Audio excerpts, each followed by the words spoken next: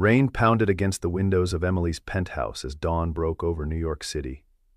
Once the unshakable executive director of a luxury hotel empire, she now stood broken in her pristine kitchen, hands trembling as she pulled the SIM card from her phone. The screen went black. She closed her laptop, silencing 57 urgent emails with a final click. On the counter lay only a framed photograph of Olivia in her hospital bed, the last reminder of what truly mattered. Emily slipped it into her bag, beside a small notebook containing a single address. With just one suitcase in hand, she locked away her old life and stepped into the elevator. As it descended 40 floors, she pressed her forehead against the cool metal and whispered, "Am I searching for something new? Or just running from myself?" The bustling streets of New York City had been Emily Carter's domain for over a decade. Executive director of the Carter Hospitality Group by 30, she had masterfully carried the legacy her mother had built, expanding their luxury hotel portfolio across 3 continents. Perfect suites, perfect presentations, perfect performance reviews. The golden child of hospitality management, until 3 months ago, when Olivia, her best friend since college, lost her battle with cancer. Something broke inside Emily that day, sitting beside the hospital bed, holding a hand that had once been so full of life. She had gone through the motions since then, meetings, acquisitions, galas, but the hollowness grew until she could no longer ignore it. The letter in her bag had remained unopened for weeks after the funeral. When she finally read it, Olivia's words seemed to reach across the divide. "Remember that summer road trip when we got lost in Vermont? How we stumbled upon that little town with the ridiculous name? Windermere. You said it was the first time you'd breathed real air. If life ever weighs too heavy, go where the wind whispers through the pines. Find yourself again." The bus pulled into Windermere just as afternoon light began to soften into evening gold. Emily stepped down, her city boots immediately gathering dust from the unpaved main street. The town looked like something from another time, a single street of weathered storefronts surrounding a small green with a white gazebo. Mountains rose in the distance, already turning purple in the fading light. A wooden sign swinging in the breeze read Whispers Bookshop, its windows glowing with warm light. Emily pushed open the door, a small bell announcing her arrival. Inside, a woman with wild gray-streaked hair looked up from behind a cluttered counter. A massive orange cat lounged atop a stack of books, regarding Emily with casual indifference. "Well, you look like you've fallen from another planet," the woman said, pushing her reading glasses up into her hair. "I'm June. That judgmental ball of fur is Hemingway." "Emily, I need a place to stay. Something quiet, for a while." June studied her with knowing eyes. "Quiet is our specialty, though you might find it deafening at first." She scribbled an address on a scrap of paper. "Windhaven Farm just started renting cabins. It's not fancy, but it's peaceful. Lucas is rough around the edges, but he's good people." The dirt road to Windhaven Farm wound through forest before opening to reveal a sprawling property, an old farmhouse surrounded by outbuildings in various states of repair, gardens just beginning to burst with early summer growth, and beyond, fields stretching to meet distant woods. Emily parked her rental car beside a weathered pickup truck and stepped out. A tall figure straightened from where he'd been repairing a fence, wiping calloused hands on worn jeans. Lucas Hale had the weathered look of someone who spent most days outdoors, his dark hair slightly too long, his expression guarded. He glanced from Emily to her impractical shoes, to the luxury car behind her. "June sent me," Emily said. "I heard you have cabins for rent." "They're basic," he replied, his voice deep and measured. "No TV, spotty cell service, just 4 walls, a bed, and a view." Emily turned to look out over the property. The breeze rustled through tall grass, carrying the scent of pine and something else. Possibility, perhaps. "Basic is exactly what I need." The cabin sat at the edge of a meadow, a small wooden structure with a covered porch facing west. Inside was simple but clean, a bed with a handmade quilt, a small kitchen area, a bathroom with an old clawfoot tub, and a desk positioned before a window that framed the mountains perfectly. Emily set her suitcase down, opened the windows to let in the evening breeze, and for the first time in months felt her shoulders drop away from her ears. That night, wrapped in a blanket on the porch, she watched stars emerge in numbers she had forgotten existed. The wind moved through the pines at the meadow's edge, creating a sound like whispered secrets. Emily closed her eyes and listened, remembering Olivia's words. For the first time since the funeral, she slept without dreaming. Morning revealed Windhaven Farm to be more than just rental cabins. As Emily explored, coffee mug in hand, she discovered the property was evolving into something of a community space. The large barn had been partially converted into an area where local artists displayed their work. One field held neat rows of vegetables tended by volunteers. Near the main house, a colorful food truck was parked, its owner arranging fresh produce on a folding table. "First day," the man called, waving her over. "I'm Ravi, chef, philosopher, and according to Lucas, the most talkative person in 3 counties. Ravi was younger than Emily, perhaps late 20s, with an infectious energy and quick smile. He handed her a small cup of something steaming. Cardamom tea. Cures everything from heartbreak to existential crisis. "Is it that obvious?" Emily asked, accepting the cup. "Everyone at Windhaven is healing from something," Ravi said, his expression softening. "The only difference is how long they've been at it." He gestured to the food truck. "Lucas lets me park here 3 days a week. In exchange, I cook community dinners twice a month. Everyone brings something: food, music, stories." "I don't cook," Emily said automatically. "Everyone has something to offer," came Lucas's voice from behind her. He was carrying wooden crates of fresh vegetables. "You don't have to cook. Maybe you can set tables or pour wine." Emily found herself agreeing before she could formulate a proper excuse. The old Emily would have declined, maintained her distance, kept herself separate. But something about this place made her routines feel unnecessary, even impossible to maintain. The community dinner that evening transformed the barn into a warm, inviting space. String lights hung from rafters, long tables accommodated about 30 people sharing food family style, and someone played guitar softly in the corner. Emily stayed on the periphery, arranging silverware and filling water glasses, observing the easy way these strangers interacted, sharing food and stories. June arrived with dessert and settled beside Emily. "You've got that look. Part panic, part what have I gotten myself into? Had it myself when I first arrived 5 years ago." "You're not from here originally?" "Boston. Corporate attorney, 80-hour weeks and ulcers at 40. June shrugged. "One day I found myself crying in the bathroom between depositions, walked out, drove until I found this place and never went back." "Just like that?" "Just like that. Sometimes you have to lose your way completely to find your path." June nodded toward Lucas, who was showing a young boy how to properly hold a hammer. "He understands that better than most." That night, Emily woke gasping from a nightmare she couldn't quite remember, only fragments of Olivia's face, her mother's disapproving stare, and the sensation of falling. Stepping outside for air, she noticed light spilling from Lucas's workshop.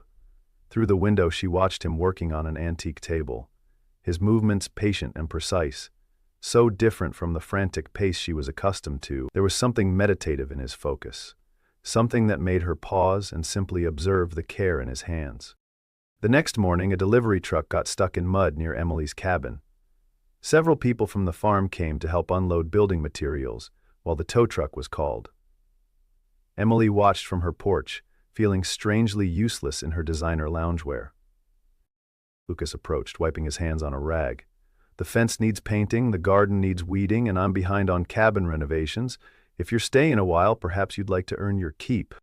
Emily bristled. "I'm paying for my accommodation." "Money's useful," Lucas acknowledged, "but it doesn't fix fences." She was about to refuse when she recognized something in his expression. Not judgment or criticism, but an offer. Purpose. Connection. Opportunity. Over the next week, Emily gradually integrated into the rhythm of Windhaven Farm.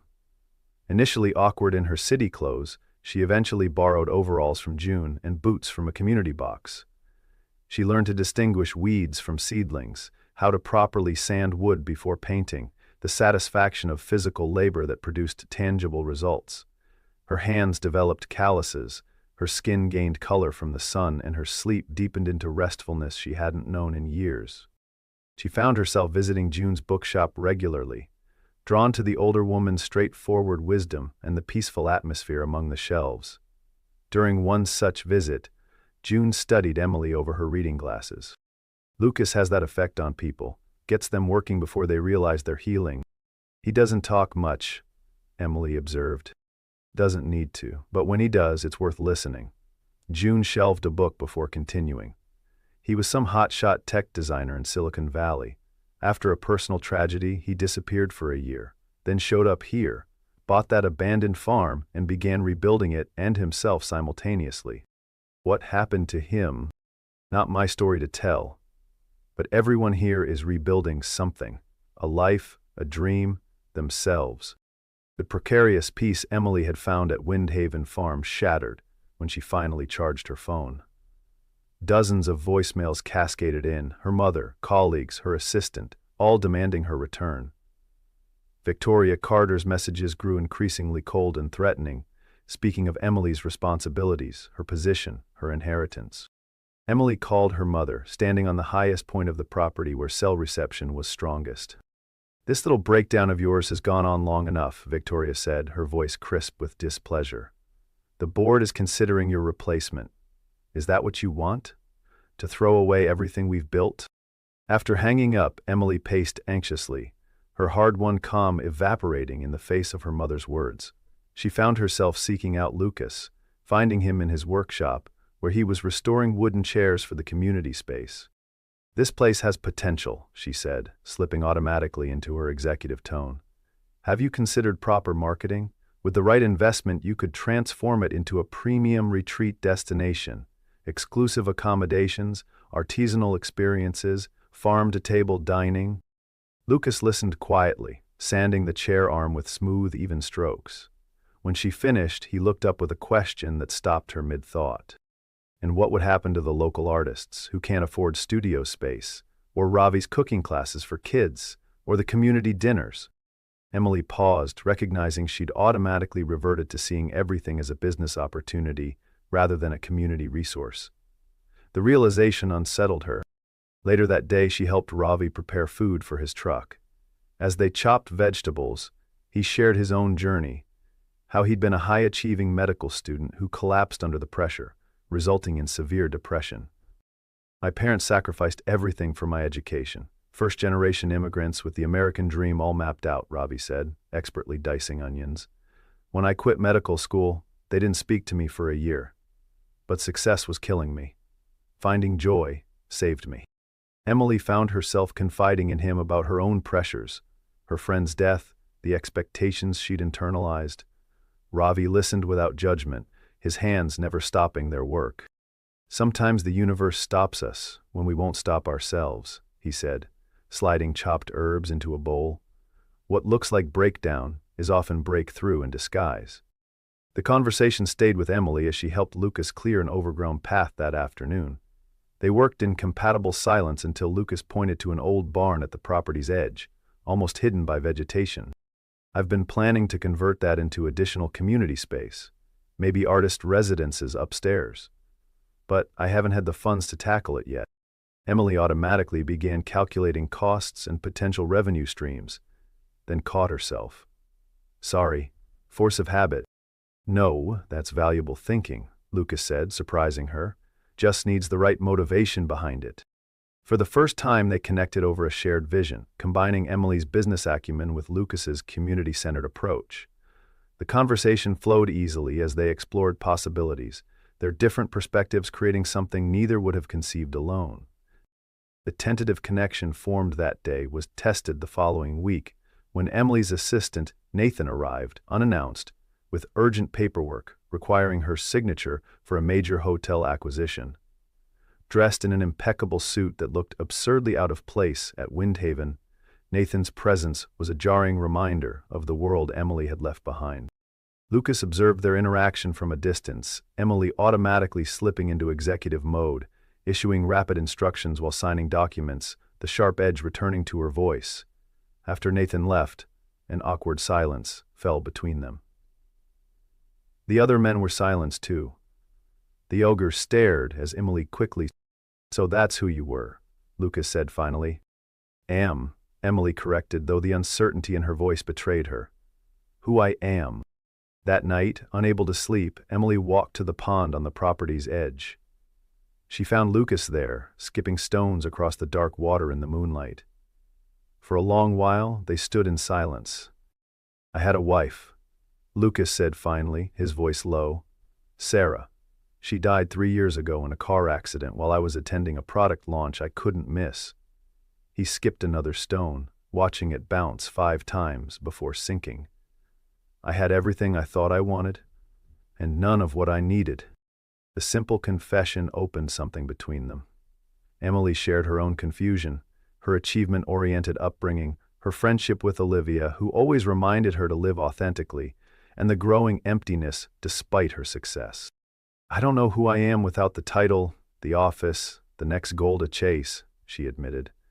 But I know that person wasn't really living. They stood close in the darkness, the connection between them palpable.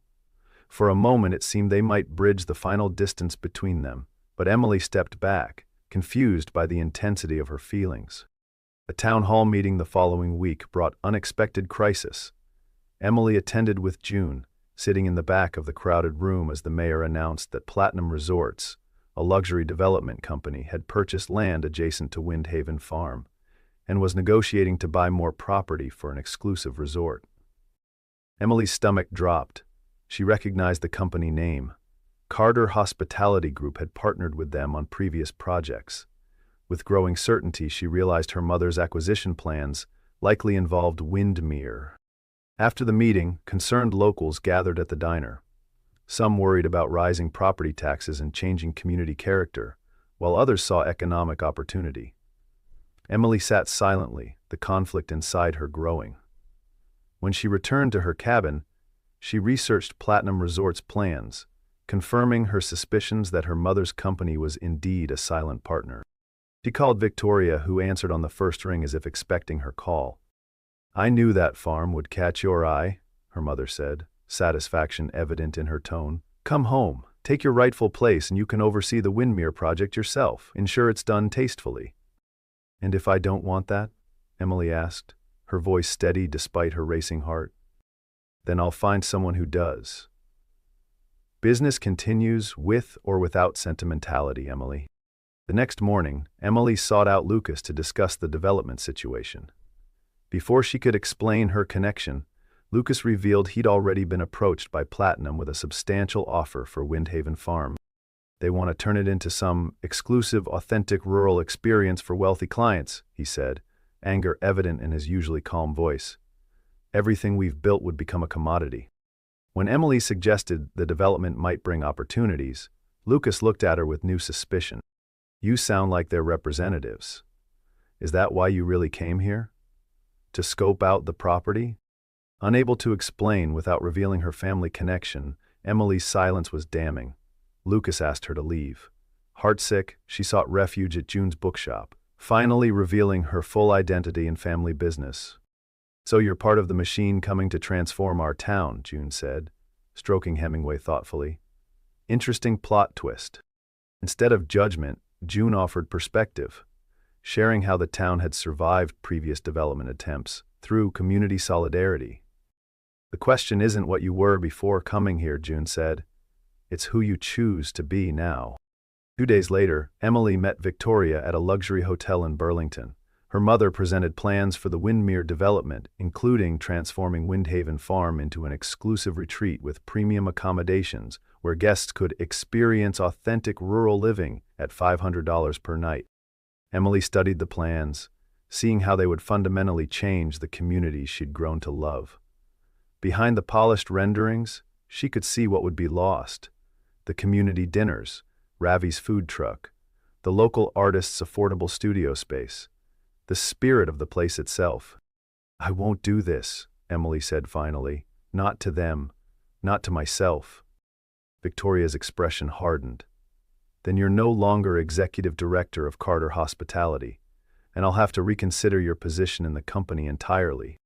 I know, Emily said, rising from her chair with surprising calm. I've been reconsidering it myself. Emily returned to Windhaven Farm that evening, finding Lucas packing financial documents in his office. He barely looked up when she entered, his silence more painful than anger would have been.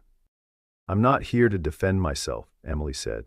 "I'm here because I have an alternative." She laid out a plan she'd drafted, a community land trust that would protect Windhaven Farm and surrounding properties from development while allowing sustainable growth.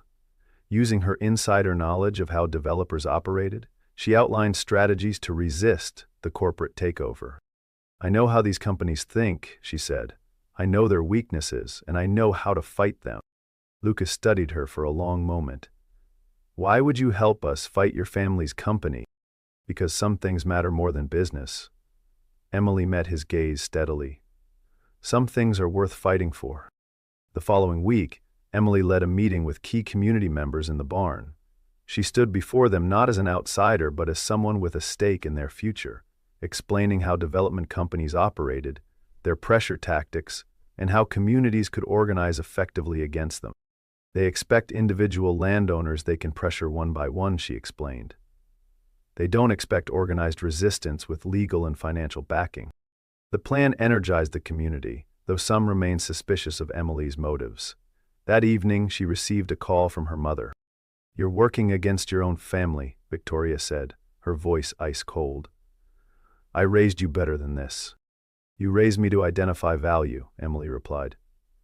"I'm just recognizing a different kind of value now." After hanging up, Emily sat on her cabin porch, watching darkness settle over the mountains. The magnitude of her choice weighed heavily. She had effectively ended her career and severed her primary family connection in one decisive move. Lucas found her there, hours later, still sitting in contemplation. He settled beside her on the steps, offering a mug of tea. "After Sarah died, I couldn't create anything for nearly a year," he said quietly. "My healing began when I started making things for others rather than myself." "I don't know who I am without my job," Emily admitted. "It's been my identity for so long." "What you're doing for Windmere? That's not something in a job description," Lucas said. "That's character. That's who you really are." He reached for her hand in the darkness, his callous palm warm against hers.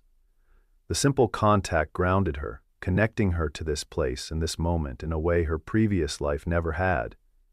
When he leaned toward her, the kiss felt inevitable, not a beginning so much as a recognition of what had been growing between them all along. Over the next month, Emily applied her organizational skills to mobilize the community. She helped local artisans organize a benefit art show, assisted Ravi in creating a farm-to-table dinner fundraiser, and worked with June to host literary events that raised awareness about the development threat. Meanwhile, Lucas coordinated with local landowners to commit to the land trust concept. The confrontation came at a town hall meeting where Platinum Resorts held a public presentation of their development plans. Emily sat in the audience, now dressed in jeans and a simple blouse, her appearance reflecting her changed allegiances. When the corporate representatives dismissed community concerns with patronizing reassurances, Emily stood. With precision honed by years of boardroom presentations, she systematically deconstructed their proposal, revealing hidden costs to the town and challenging their economic promises with insider knowledge. "You're not creating opportunity," she concluded. "You're extracting value and leaving this community to deal with the consequences." The company representative recognized Emily mid-presentation and became flustered by her expertise in opposition. After the meeting, Emily was surprised to find Victoria waiting in the parking lot, having attended anonymously. "You could have run this project," her mother said. "Instead, you're sabotaging it." "I'm protecting something valuable," Emily replied. "You taught me that." Victoria studied her daughter with new eyes, seeing not weakness but conviction. "You're more like me than I realized, just with different priorities." It wasn't approval, but it was a reluctant respect, and for Emily, that was enough. Winter descended on Windmere, transforming the landscape into crystalline beauty. The Community Land Trust had secured enough properties to block the major development, though negotiations continued for a smaller-scale project that might bring some economic benefits without destroying the town's character. Emily had moved from her cabin into a small apartment above June's bookshop in town. She divided her time between helping Lucas winterize the farm developing sustainable programs for Windhaven, and using her business contacts to secure grants for community initiatives. One snowy afternoon, an official letter arrived from Carter Hospitality Group, formally removing Emily as executive director. Though expected, the finality hit hard. Lucas found her staring at the letter in June's back room. "Regrets?" he asked softly. "Strangely, no," Emily replied, setting the letter aside. "Just adjusting to the new reality." "Reality has a way of being exactly what we make it," Lucas said, brushing snowflakes from her hair. Spring brought renewal to Windhaven Farm. The community celebrated the opening of the renovated old barn as an arts and education center, with studios, class areas, and 2 small apartments for artists and residents. Emily had used her hospitality expertise to establish Windhaven Retreats, small, sustainable programs that brought limited visitors to experience farm life and learn traditional crafts. During the celebration, Lucas publicly thanked Emily for her contributions. "Some people find Windhaven by accident," he said, his eyes finding hers in the crowd. "But I think the wind brings exactly who we need, exactly when we need them." Later that week, Emily visited the local cemetery where she'd created a small memorial stone for Olivia, though her friend was buried in New York. She placed wildflowers against the stone and a letter she'd written. "You told me to go where the wind whispers," she said softly. "I never expected to find my voice there too." When she returned to the farm, Lucas was waiting by her original cabin, which he'd spent the winter renovating. He led her inside, where he'd transformed the simple space into a beautiful small home, furnished with his handmade pieces, including a writing desk positioned by the window overlooking the mountains. "Thought you might need a place of your own," he said, watching her reaction carefully. "Somewhere to write that business plan for the retreat programs." Emily understood he was offering more than a workspace. He was offering permanence, roots, a home. Their relationship had evolved from suspicion to respect to love, unfurling as naturally as the seasons had changed around them. "Are you asking me to stay?" she asked, though she already knew the answer. "I'm asking if you've found where you belong," Lucas replied, taking her hand. Her answer was in the way she leaned into him, in the certainty of her embrace. 1 year after Emily's arrival at Windhaven, the farm hosted a harvest festival that drew people from surrounding communities. The property had evolved into Windhouse, a thriving community center with sustainable retreat programs, arts education, and agricultural initiatives. Local artisans displayed their work in the renovated barn. Ravi's cooking classes had expanded to a full teaching kitchen, and June had started a writing program that brought authors for rural residencies. Emily now ran skills workshops for local women interested in hospitality and small business management. Several participants had started successful home-based businesses that served retreat guests and travelers. Lucas continued his woodworking while managing the farm's operations, their partnership blending business acumen with community values, a model that had attracted positive attention from sustainable tourism advocates. As the festival reached its peak, Emily noticed an unexpected figure standing at the edge of the gathering. Victoria, elegant as always, but somehow softer in the autumn light. They hadn't spoken since the confrontation 6 months earlier. "Mother," Emily said, approaching with cautious warmth. Victoria took in the vibrant scene, children playing in leaf piles, local musicians performing on a small stage, tables laden with harvest bounty. "This isn't what I envisioned for you," she said finally. "But I can see it's substantial." It wasn't complete approval, but it was respect, and for Emily, that was enough. They walked together through the festival, 2 strong women with different definitions of success, finding tentative common ground. That evening, after the visitors had gone and only the Windhaven family remained, they gathered around a bonfire in the meadow. June read poetry, Ravi served spiced cider, and Lucas played guitar, skills Emily hadn't known he possessed.